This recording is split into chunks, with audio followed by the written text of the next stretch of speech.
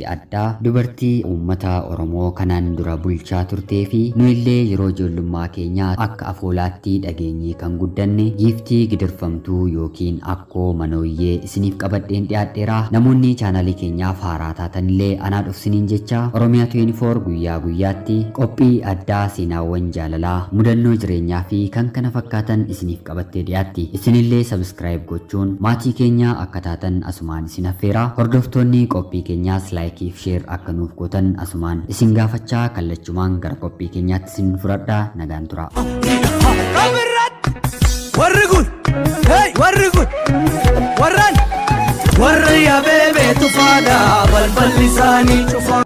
Bara durii giiftii biyya bulchitu maqaan ishee akkoo manooyyee jedhamtu tokko ture. Giiftiin kun uummata garmalee rakkisaa waan turteef namni hundumtuu odaa jalatti wal ga'ee Waaqayyoon galgala ganama harka isaanii gara samiitti ol kaasuun yoo kadhatan, yaa Waaqayyoo dhuguma yoo samiirra jirta ta'e giiftii gidirfamtuu kana ati nurraa buqqisi jechuun ganamaa galgala ni kadhatuun ture. Giiftii gidirfamtuun kun guyyaa tokko uummata wal ga'ee waamtee namoota gabaabaa ta'an mara akka fixxan jettee labsii yookiin ajaja dabarsite. Maaliif jedhanii uummanni yogguu ishee gaafatan aangoo koo keessa galanii waan jeeqaniif meeshaa waraanaa qabdan hundatti fayyadamuun uummata gabaabaa balleessaa jettee ajaja dabarsite. Uummanni yeroo sanaas baay'ee waan isheen sodaataniif namoota gabaabaa lafa sanarra jiran hundumaa luguuganii fixan. Isaan keessaa garuu nama tokko dhoksanii odaa jalatti hambifatani. Akkoon manooyyee erga kana raawwachiiftee booda otuu karaarra deemtuu kaannisni ishee hidde. Achumaan isheenis mana isheetti galtee gaaguraa fi kaannisa lafa kanarraa akka balleessitan jettee ajaja dabarsite. Uummannis namicha gabaabaa mala akka maluufi hambifatan sana bira deemanii maal akka godhan gaafatan. Innis